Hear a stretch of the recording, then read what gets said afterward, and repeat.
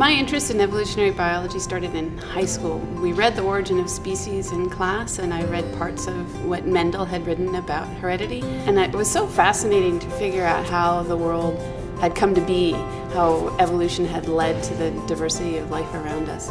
And then I went to university and thought I would study genetic engineering so that I could mix math and genetics. Turns out genetic engineers don't use much math, but evolutionary biologists do. The models are actually quite similar in evolutionary biology as in economics. We're trying to predict what will happen given the various forces at work.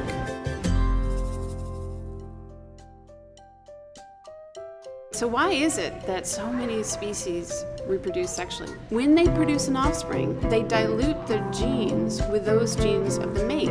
So this is like having the amount of genetic fitness in the next generation. So my mathematical models have been trying to tell us what could possibly counteract this huge cost to reproducing sexually. Well, the problem is if you're asexual, you get 100% of your genes into that offspring.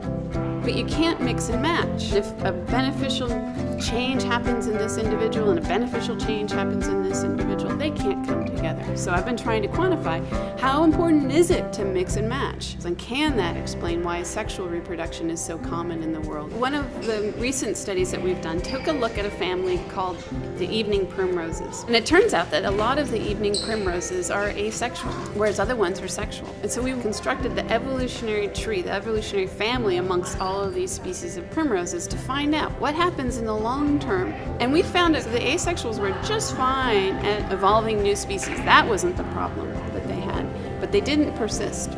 Either they went extinct, or even more commonly, after a while, they went back to sex. So what we suspect is happening is over time, the inability to combine genes in different individuals gives any mutation that restores sexual reproduction to that population a huge advantage.